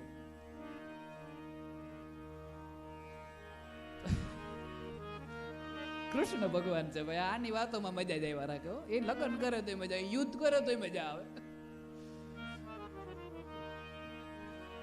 સત્યભામા મંદ મંદ હૈસા છે એટલે ભગવાનનો ભાવને જાણી ગયા છે કે આને ખબર નથી કે વિશ્વાસ નથી. એને એમ છે કે મણી મારી પાસે છે ને હું હતળ, મારે મણીનું શું કરવું? બધા સૈનિકોને ગુપ્તવાસની અંદર મોકલા છે ગોતો. સતધન્વા છેલ્લે કોની પાસે ગયો હતો? ખબર પડી કે અક્રૂર પાસે ગયો હતો. હવે એ વાતની ખબર પડી છે કે અક્રૂર જે છે એ દ્વારકામાં નથી. અચ્છા, મણી લઈને અક્રૂર વયો ગયો સીધો કાશી. હવે જે વ્યક્તિનો જેવો સ્વભાવ એનાથી વ્યક્તિ ઓળખાય. રૂપ ભલે બદલાવી નાખે પણ સ્વભાવથી ઓળખાય. હું મોટી મોટી દાઢી લગાવી દઉં, લાંબા લાંબા વાળ કરી દઉં, ચહેરો બદલાવી નાખું, પણ આનાથી તમે કદાચ મને ન ઓળખી શકો. પણ મારો સ્વભાવ કથા કરવી એટલે એનાથી તમે મને ઓળખી જાવ કે આ જ છે. એમ અક્રૂરનો સ્વભાવ છે દાન કરવું. હવે રોજ 84 કિલો સોનું નીકળે એટલે ક્યાંક તો વાપરવું ને. અને એટલા માટે થઈ રોજ યજ્ઞ કરાવે, યજ્ઞ વેદિકા બનાવે, અને જે બ્રાહ્મણ પાસે યજ્ઞ કરાવે છે એને એ સોનાની યજ્ઞ વેદિકા દાનમાં આપી દે છે. હવે કાશીથી અક્રૂર દ્વારકા નો પહોંચ્યા, પણ કાશીથી અક્રૂરની કીર્તિ દ્વારકા પહોંચી. મોટું દાન કરતા હોય એટલે વધી વધીને વર્ષ દિવસ, 2 વર્ષ, 3 વર્ષ આખા વિસ્તારમાં વાત તમારી મંડે ફેલાવા. હવે કાશીથી દ્વારકા અક્રૂર નથી આવ્યા, પણ કાશીથી એની કીર્તિ અહીંયા સુધી પહોંચી. ભગવાન જાણી ગયા કે આ અક્રૂર જ હોય, દાનનો સ્વભાવ આનો છે ને. એટલું સોનું જગતમાં બીજા કોઈ પાસે કાયમ ન નીકળે, અક્રૂર પાસે જ નીકળે. એટલે સીધા સૈનિકોને મોકલા અક્રૂર પાસે. અક્રૂરને કહે તારું કઈ કામ નથી, મણી મોકલાવી દે. અને ભગવાન કે મણીથી મારે કોઈ મતલબ નથી, અહીંયા બધા મારી માથે શંકા કરે છે કે તમે હતાડી દીધો છે, એટલે મણી દેખાડીને તું બાર જોતો હોય તો એની પાસે લઈને પાછો વહી જાય છે. મારે મણી જોતોય નથી, પણ તું અહીંયા આવીને એવું કહી દે કે મણી છે એ આની પાસે છે. અક્રૂરજીને દ્વારિકાથી બોલાવ્યા છે, સભા ભરાણી. સભામાં બલરામજીને બેસાડ્યા અને સત્યભામાને બેસાડ્યા. અને એ સમય દરમિયાન અક્રૂરજી અંદર આવ્યા છે. અને અક્રૂરની સામું ભગવાનને જોયું, બોલવાની હવે ભગવાનને હવે મૂંગી ફિલ્મ ચાલુ થઈ, બોલવાની કોઈ જરૂર જ નથી. અક્રૂરની સામે જોઈને એટલે સીધો અક્રૂરે ઓલી પોટલી હતી એ પોટલી ખોલી અને પોટલીમાંથી મણી કાઢ્યો. આખી સભા પ્રકાશિત થઈ ગઈ, કારણ કે મણીમાંથી પ્રકાશ પડતો હતો. અને અક્રૂરના હાથમાં મણી જોઈ એટલે ભગવાને બલરામ સામે જોયું ને સત્યભામા સામે જોયું, બેયની સામે જોયું. એટલે બે સમજી ગયા કે આ સાચો છે, ખોટો નથી, બીજું કઈ કરવાની જરૂર જ નહોતી. પરમાત્માએ આ સુંદર લીલા દર્શાવી છે. એ બાદ પ્રભુના ચોથા વિવાહ જે કાલિંદી સાથે થયા છે. એક સમયે બને છે એવું કે ઇન્દ્રપ્રસ્થમાં રાજસુ યજ્ઞ હતો, અને એ રાજસુ યજ્ઞ સમયે પરમાત્મા ત્યાં બિરાજમાન થયા હતા. અને પછી આગળ ફરી રહ્યા હતા ત્યારે એક સ્ત્રીને તપ કરતા જોવે છે. તપ કરતા એક સ્ત્રીને જોઈ છે. અર્જુનને એ સ્ત્રી પાસે મોકલે છે અને અર્જુનને કીધું છે કે પૂછી લેજો એ સ્ત્રીને શું કામ છે. અને ત્યારે એ સ્ત્રીએ કીધું છે એકદમ સ્પષ્ટ શબ્દમાં કે મારે કૃષ્ણને પતિ તરીકે પ્રાપ્ત કરવા છે. અર્જુન એવી ને એવી વાત અહીંયા આવી અને ભગવાનને કહી દે છે કે આવી વાત છે ને આમ છે. ભગવાન કે હાલો તો અહીંયા એની ઈચ્છા પૂરી કરી દઈએ. અને ભગવાન યમુનાજી સાથે એટલે કે કાલિંદી સાથે વિવાહ કરે છે. બોલ કૃષ્ણ કનૈયા આ રીતે 4 વિવાહ ભગવાનના થયા. 4 વિવાહ 2 મિનિટ માટે. અમારું મન રાધા શ્રી રાધા શ્રી રાધા, અમારો મન રાધા શ્રી રાધા શ્રી રાધા, અમારો મન રાધા શ્રી રાધા શ્રી રાધા, અમારો મન રાધા શ્રી રાધા શ્રી રાધા, પરમ ધન રાધા રાધા રાધા રાધા રાધા, પરમ ધન રાધા રાધા રાધા રાધા રાધા, પરમ ધન રાધા રાધા રાધા રાધા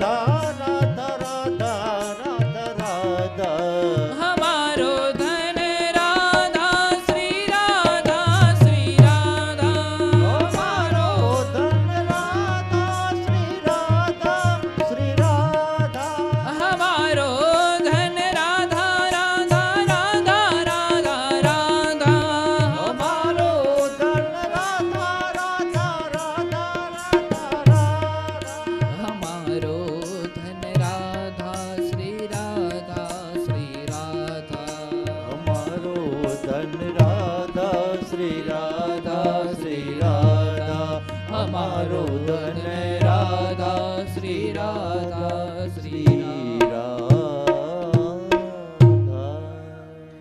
એ બાદ પરમાત્માના પાંચમા વિવાહ થયા છે. ઉજ્જૈનના એક રાજા છે અને એ ઉજ્જૈનના રાજા છે એનું નામ છે વિંદ અને એનો ભાઈ છે અનુવિંદ. આ વિંદ અને અનુવિંદ એની એક બેન છે જેનું નામ છે મિત્રવિંદા. પરમાત્માનો વિવાહ એ મિત્રવિંદાની સાથે થાય છે. આ વિંદ અને અનુવિંદ છે એ દુર્યોધનના વશમાં છે. જેમ દુર્યોધન કે એમ જ કરે છે. એમના પિતા એમની દીકરીનો સ્વયંવર કરવા માંગે છે. એમના ભાઈ એમની સાથે કૃષ્ણ સાથે પરણાવવા માંગે, પણ એમના ભાઈ કૃષ્ણ સાથે પરણાવવા માંગતા નથી. વિંદ અને અનુવિંદની ઈચ્છા નથી કે કૃષ્ણ સાથે એમની બહેન મિત્રવિંદાના વિવાહ થાય.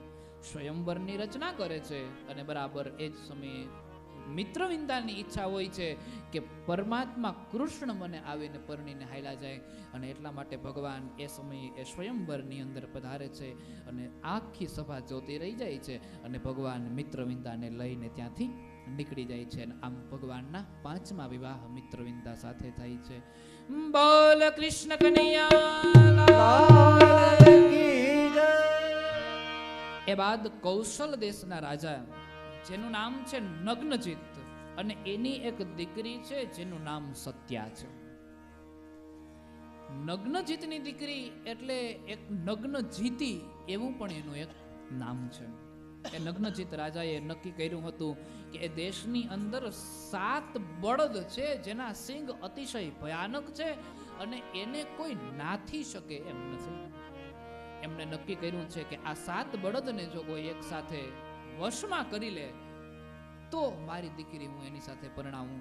પણ આ પૂરા સમગ્ર વિશ્વની અંદર કોઈ એવો રાજા ન નીકળો કે જે એ 7 બળદોને 7 બેલને એક સાથે નાથી શકે. આ વાત પરમાત્મા સુધી પહોંચી. આ એક જ ભગવાનના વિવાહ એવા છે કે ભગવાન હામે હાલીને લગ્ન કરવા જાય છે, બાકી બધી જ હામે હાલીને પટરાણીઓ આવે છે. રૂક્ષ્મણી પણ સામે હાલીને પત્ર લખે છે, સત્યભામાના બધા હામેથી આવ્યા છે. અહીંયા ભગવાન હામેથી જાય છે. ભગવાનને ખબર પડી છે એટલા માટે થઈને ભગવાન ત્યાં ગયા છે.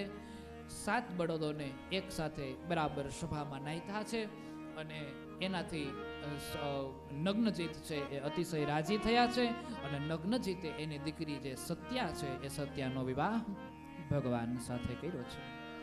એ બાદ 7મા વિવાહ ભગવાનના થયા છે જેનું નામ છે ભદ્રા. શ્રુતકીર્તિ એ ભગવાનના ફૂઈ છે. એ ફૂઈની દીકરી છે ભદ્રા. એ શ્રુતકીર્તિ એને કઈ દેશની અંદર વડાવવામાં આવી હતી અને કઈ દેશની અંદર જ્યારે વડાવવામાં આવી હતી ત્યારે એનાથી ભદ્રા નામની એક દીકરી થઈ. તેમના ભદ્રાના ભાઈનું નામ છે શતર્દન, અને એ પોતાની ઈચ્છાથી ભગવાનની સાથે ભદ્રાનો વિવાહ કરાવે છે. આ ભગવાનના 7મા વિવાહ થયા છે. એ બાદ ભગવાનના 8મા વિવાહ થયા છે. એમાં એવું કહેવાય છે કે મધ્યપ્રદેશના રાજા છે અને એમની દીકરીનું નામ છે લક્ષ્મણા. એ સ્વયંવર રચે છે. પરમાત્મા એ સ્વયંવરની અંદર જાય છે અને ભગવાન એ સ્વયંવરની અંદર લક્ષ્મણાને જીતીને આવે છે. આ રીતે ભગવાનના વિવાહ થયા છે 8. એ બાદ ભૌમાસુર નામનો એક રાક્ષસ, એ ભૌમાસુર નામના એક રાક્ષસે 16,100 કન્યાઓ જે હોય છે એ કન્યાઓને કેદ કરીને રાખી છે. ભાગવતકારો પાસેથી સાંભળ્યું છે આ 16,100 રાજકન્યાઓ જે છે એ વેદની ઋચાઓ છે, અને વેદની ઋચાઓને પરમાત્મા એ ભૌમાસુર નામનો જે રાક્ષસ છે એ રાક્ષસ પાસેથી મુક્ત કરાવે છે. ભગવાન એ 16,100 ને કન્યાઓ જે છે રાજકન્યાઓ એ વેદની જે ઋચાઓ છે એ વેદની ઋચાઓ એમની સાથે વિવાહ થાય છે અને આ રીતે પરમાત્માના 16,108 લગ્ન થયા છે. એની સુંદર વાત કરવામાં આવી છે. બોલ ગિરધારી ગોપાલ કી જય. એ પછી લગ્ન બાદ પરમાત્મા રૂક્ષ્મણી સાથે સાંસારિક સંવાદ કરે છે. એ ચર્ચાઓ શબ્દોની મર્યાદા એટલે વધારે એમાં ઊંડા ઉતરતા નથી. ભગવાન વ્યંગ કરે છે, પોતાના થોડાક એવા અસ્વભાવની વાતો દર્શાવે છે અને એ અસ્વભાવને પણ રૂક્ષ્મણી સારા ગુણની અંદર ફેરવી અને એને સામા ઉત્તરો આપે છે. એવી ચર્ચા કરવામાં આવી છે. ત્યારબાદ ભગવાનની સંતતિનું વર્ણન કરવામાં આવ્યું છે. પરમાત્માના સંતાનો કેટલા થયા છે અને કઈ રીતે થયા છે એ બધી ચર્ચાઓ કરવામાં આવી છે.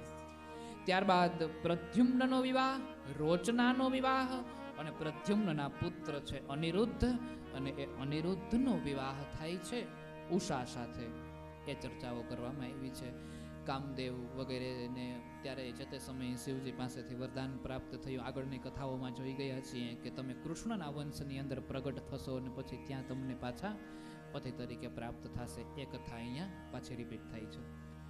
પછી શંકર ભગવાન અને બાણાસુર ને કૃષ્ણ ભગવાન આ ત્રણેયની વચ્ચે ભીષણ યુદ્ધ થાય છે. એ ચર્ચાઓ કરવામાં આવી છે. બાણાસુર છે એને 1000 હાથ છે. કૃષ્ણ ભગવાન બાણાસુરની સામે યુદ્ધ કરે છે ત્યારે બાણાસુર શિવજીને પ્રગટ કરે છે અને શિવજીને પ્રગટ કરીને કીધું છે કે આનાથી મારી રક્ષા કરો. અને ત્યારે એવું કહેવાય છે કે શંકર ભગવાન એની રક્ષા કરવા માટે વિષ્ણુ નારાયણ સામે યુદ્ધ કરવા માટે જાય છે. કૃષ્ણ ભગવાને થોડુંક વિચાર કર્યો છે કે ભગવાન મહાદેવ તો ભોળા છે, એને ખબર પડે નહીં, અને આ રાક્ષસ છે એટલે ભગવાન સામે યુદ્ધ થાય નહીં અને રાક્ષસને ભગવાન છે ત્યાં સુધી મરાય નહીં. અને એટલા માટે થઈ ભગવાને એક એવા બાણને છોડ્યું છે.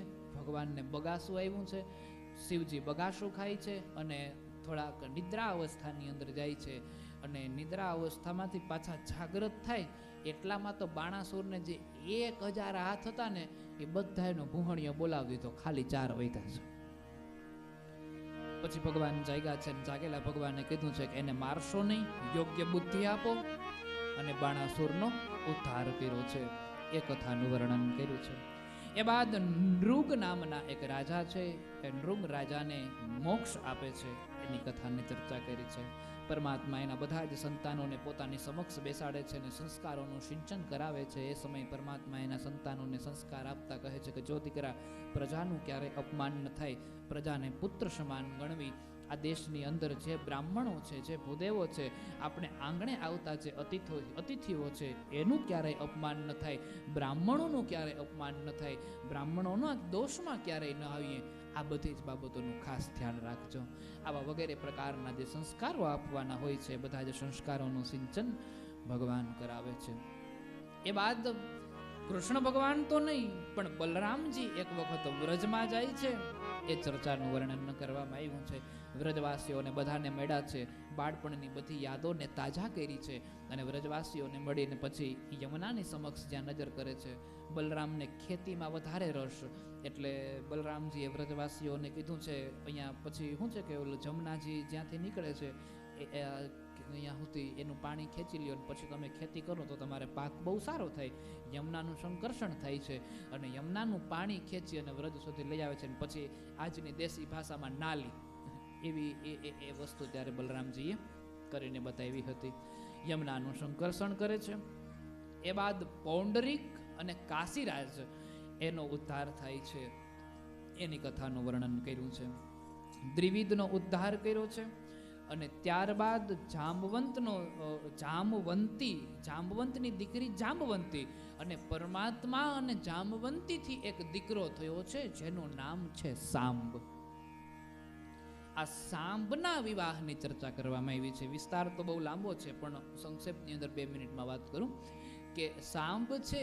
અચ્છા, દુર્યોધન ને કૃષ્ણ ભગવાન એ બે વેવાયું થયું. હા, દુર્યોધનની દીકરી છે લક્ષ્મણા અને સાંબનો વિવાહ લક્ષ્મણા સાથે થાય છે. સાંબ લક્ષ્મણાનું હરણ કરવા જાય છે ને કૌરવો છે એ સાંબને રોકી લે છે. એને હરણ કરીને પછી આજની ભાષામાં કહીએ તો બંદી બનાવી લે છે ને હાવ આપણી સુધરેલી ભાષા કિડનેપ કરી લે છે. અને નારદજીને આ વાતની ખબર પડી. નારદજી આવ્યા છે. હવે નારદજી ભગવાનને કે મારે તમારા બધા દીકરાઓના આશીર્વાદ દેવા. હવે 16,100 પટરાણીઓને એના બધા દીકરા એ લાઈન કેવડી લાંબી થાય એટલે આશીર્વાદ દેતા દેતા થાકી ગયા ને એટલે નારદજી કે મારો દીકરો સામ નથી દેખાતો. એટલે ભગવાન સમજી ગયા કે પ્રશ્ન સાંભળનો છે. બધાય દીકરાઓને કીધું કે હાલો જાઓ, બધાયને એક હારે આશીર્વાદ આપી દઉં છું. જેમ આરતીની થાળીમાં બધાય હાથ અડાડે ને એક જણો આરતી ફેરવે, એમ તમે બધા એક હાથ અડાડી રાખો. નારદજી અહીંથી આશીર્વાદ આપી દે છે. પછી બધા દીકરા હોય એટલે નારદજી પછી બધાને આશીર્વાદ આપે છે. અને નારદજીને પૂછ્યું છે કે સાચું કયો, સામ ક્યાં છે, તમને બધી ખબર છે. નારદજી બધી વાત કરે છે, જાય છે. અને કૌરવોની બંદી જ્યારે બનાવી લીધો છે એ બધી ચર્ચાઓ કરવામાં આવી. બલરામજીએ વિચાર કર્યો છે કે બાંધવું નથી, સામાન્ય રીતે એ લોકોને સમજાવી અને આપણા દીકરાને પાછો લઈ આવીએ. ભગવાન કે ઈ બાંધા વગરના દેહે નહીં, એની હારે બાંધવું જ જોઈએ. પણ બલરામજી માન્યા નહીં, સમજાવવા માટે જાય છે, પણ એમની સાથે યુદ્ધ કરવું પડ્યું છે. એ ચર્ચાઓનું વર્ણન કર્યું છે. એ બાદ નારદજી આવે છે અને ભગવાનના ગૃહસ્થ આશ્રમની જે લીલાઓ છે એનું દર્શન કરે છે. જે પટરાણીના કક્ષની અંદર જાય છે એ પટરાણીના કક્ષની અંદર પરમાત્મા જોવા મળે છે. અને ભગવાને એના દાંપત્યના જે દર્શન કર્યા છે એ દર્શનથી નારદ બહુ રાજી થયા છે. એ બાદ ભગવાન સવારે વહેલા ઉઠી અને રાત્રિના સમયે પરમાત્મા જ્યારે સુવા જાય છે, એ આખા દિવસની જે દિનચર્યા છે એ પરમાત્માની શું છે એ દિનચર્યાનું વર્ણન કરવામાં આવ્યું છે. ત્યારબાદ જરાસંઘ અનેક રાજાઓને કેદ કરી લે છે અને અનેક રાજાઓને કેદ કરી અને પછી સાચવીને બેઠો છે. એના કોઈ રાજાઓના દૂત આવી અને દ્વારિકામાં સંદેશ મોકલે છે. અને એ જ સમયે ઇન્દ્રપ્રસ્થથી પણ સમાચાર આવે છે, નારદજી લઈને આવે છે કે ઇન્દ્રપ્રસ્થમાં રાજસુ યજ્ઞ છે. અને જરાસંઘ ના દૂતો પણ, જરાસંઘે જે રાજાને કેદ કર્યો છે એક દૂત પણ અહીંયા સમાચાર લઈને આવે છે કે અમને આ જરાસંઘથી છોડાવો. હવે બે એક સાથે ભેગા થયા, રાજાઓને જરાસંઘથી છોડાવવા એ મહત્વની વાત છે. અને અહીંયા પાંડવો એટલી મહેનત પછી રાજસુ યજ્ઞ કરે છે, એટલે રાજસુ યજ્ઞમાં જવું એ પણ મહત્વની વાત છે. ભગવાન નિર્ણય નથી લઈ શકતા એટલે ઉદ્ધવની સામે નજર કરે છે. અને ઉદ્ધવની સામે નજર કરીને ઉદ્ધવને પૂછે છે કે શું તમારું કહેવાનું શું થાય, આમાં શું કરવું જોઈએ આપણે. અને ત્યારે ઉદ્ધવે માર્ગદર્શન આપતા કીધું છે કે જુઓ ભગવાન, મારું કહેવાનું તો એવું થાય છે કે અહીંયાથી તમારે પેલા રાજસુ યજ્ઞમાં જવું જોઈએ. કારણ કે પાંડવો બધા રાજાઓને જીતે તો રાજસુ યજ્ઞ પૂર્ણ થાય. અને જીતવા માટે થઈ અને બધી દિશાઓમાં બધા જવું જોશે. હવે અર્જુન ને આ બધા એવા વ્યક્તિઓ છે કે બીજા રાજાઓને તો જીતી શકશે, પણ જરાસંઘને જીતવા માટે એને તમારી જરૂર પડશે. એટલે પેલા રાજસુ યજ્ઞમાં જાઓ, બધા રાજાઓને જીતીને આવો. અને જ્યારે જરાસંઘને જીતવા જવાની વાત થાય ત્યારે તમે એની સાથે જાજો. એટલે એ સમયે જરાસંઘને મરાવી પણ નાખજો અને એની પાસેથી બધા રાજાઓને છોડાવી પણ લેજો. બે કામ એકારે થઈ જશે. ભગવાને ઉદ્ધવની વાતને માન્ય કરી છે અને ઉદ્ધવની વાતને ભગવાન માન્ય કરી રાજસુ યજ્ઞમાં જાય છે. રાજસુ યજ્ઞમાં ગયા છે અને જરાસંઘની સાથે ભીમ, અર્જુન અને કૃષ્ણ ભગવાન આ ત્રણેય બ્રાહ્મણના સ્વરૂપને ધારણ કરીને જાય છે. જરાસંઘ કેમે કીધે ભીમથી મરતો નથી, કારણ કે બે શરીરના એક ફળના બે કટકા એ માતાઓએ ખાધા છે, એમાંથી એનો જન્મ થયો છે, એ જોડવામાં આવ્યા છે. અને એના કારણે ભગવાન મરતા નથી, જરાસંઘ મરતો નથી. ભગવાન એક દાંતણ હાથમાં લે છે, બે કટકા કરે, એકને આ બાજુ ફેંકે ને એકને આ બાજુ ફેંકે છે. અને ભીમ સમજી જાય છે કે આ રીતે મારવાનો છે. જરાસંઘના બે કટકા કર્યા છે, બે સાઈડ વિરુદ્ધ દિશાઓમાં ફેંકી વચ્ચે ઢગલો કરી દીધો માટીનો. અને પછી આ રીતે જરાસંઘનો પણ ઉદ્ધાર કર્યો છે. અને એ કેદમાંથી 20,000 જેટલા જે રાજાઓ હતા એ બધા જ રાજાઓને છોડાવ્યા છે. આ ચર્ચા કરવામાં આવી. રાજસુ યજ્ઞમાં પ્રવેશ કર્યો છે, ત્યાં તો બધા જ રાજા રજવાડાઓ બેઠા છે. એ જ સભામાં શિશુપાલ પણ છે. એ શિશુપાલ ભગવાન સાથે અવિવેકી વર્તન કરે છે, 100 ભૂલ કરી છે. પરમાત્માએ સુદર્શન ચક્રને કાઢ્યું છે અને એક સુદર્શન ચક્ર વડે શિશુપાલનો પણ ઉદ્ધાર કરી દીધો છે. એમાંથી એક જ્યોત પ્રગટ થઈ અને એ જ્યોત છે એ પરમાત્મામાં મળી ગઈ છે. આ ચર્ચા કરી. એક કોઈ ધર્મવાળા વ્યક્તિ એ લગભગ તો ગામડાના કથાકારો પાસેથી સાંભળ્યું છે. યુધિષ્ઠિર પૂછે છે એ હે નારદજી, જ્યોત તરીકે શરીરમાંથી બહાર નીકળીને ભગવાનમાં ભળી જવું હોય તો ભગવાનને કેટલી ગાળો દેવી પડે? શિશુપાલે ગાળ દીધી હતી ને. એટલે આવી બધી ચર્ચાઓ કરવામાં આવી છે. ત્યારબાદ એ જ રાજસુ યજ્ઞની અંદર દુર્યોધનનું અપમાન, દુર્યોધન નિર્ણય કરે છે કે હું દ્રૌપદીનું અપમાન કરીશ અને પાંડવોને હરાવી દઈશ. સાલ્વ સાથે યાદવોનું યુદ્ધ, શાલ્વનો ઉદ્ધાર અને દ્વિવક્ત્રનો ઉદ્ધાર, વિદુરથનો ઉદ્ધાર અને બલરામજીના હાથે સૂતનું વધ અને બલવલનો ઉદ્ધાર કરવામાં આવ્યો છે. અને એ બાદ બલરામજી તીર્થયાત્રા કરવા માટે નીકળી જાય છે. એ કથાનું વર્ણન કરવામાં આવ્યું છે. અને ત્યારબાદ પોરબંદરમાં થોડી વાર માટે આવવાનું છે અને સુદામા નામનો ભગવાનનો જે મિત્ર છે ભગવાનને મળવા માટે જાય છે. એ કથાની ચર્ચા કરવામાં આવી છે, જે વાતને આપણે આવતીકાલે સાંભળીશું. આવતીકાલે આ 108 દિવસનો જે સત્સંગ હતો એ પૂર્ણ થાય છે. આવતીકાલે ભાગવત કથા પણ પૂર્ણ થાય છે.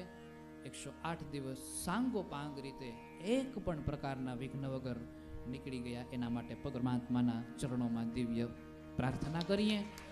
વારંવાર ભગવાન આપણને આવા સત્સંગનો લાભ દેવડાવે એવી પરમાત્માના ચરણોમાં પ્રાર્થના કરીએ.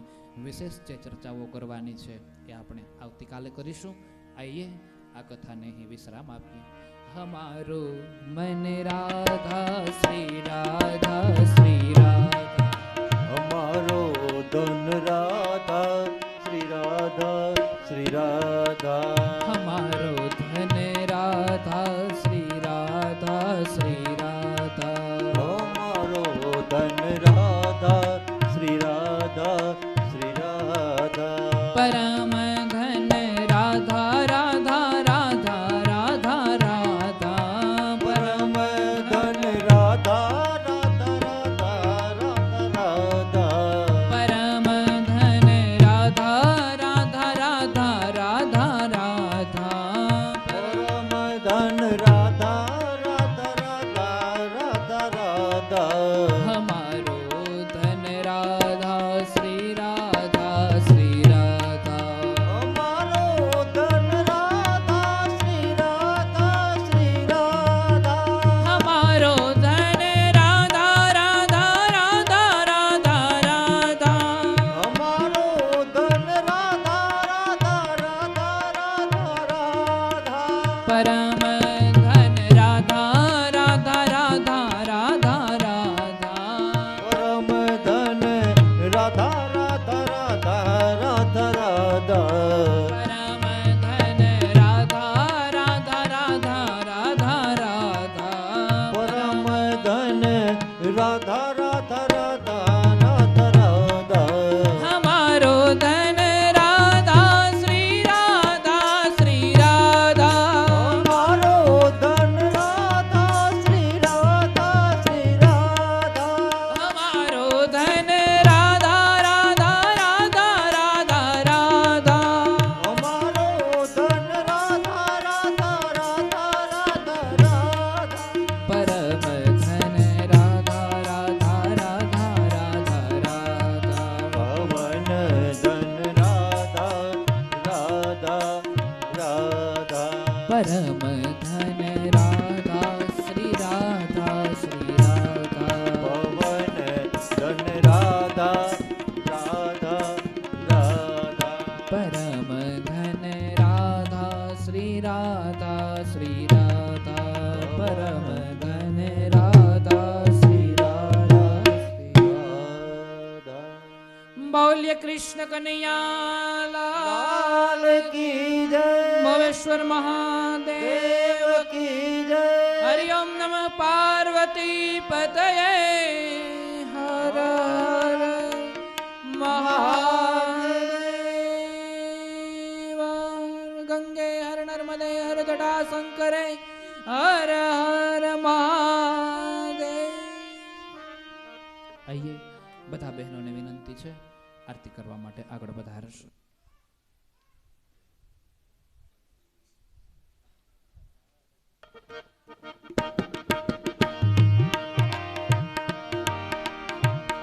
શ્રીમદ ભાગવત કરું આરતી, શ્રીમદ ભાગવત કરું આરતી, રાધા કૃષ્ણની સેવા વાલા, રાધા કૃષ્ણની સેવા, મોર મુકુટ પીતાંબર સોહીએ,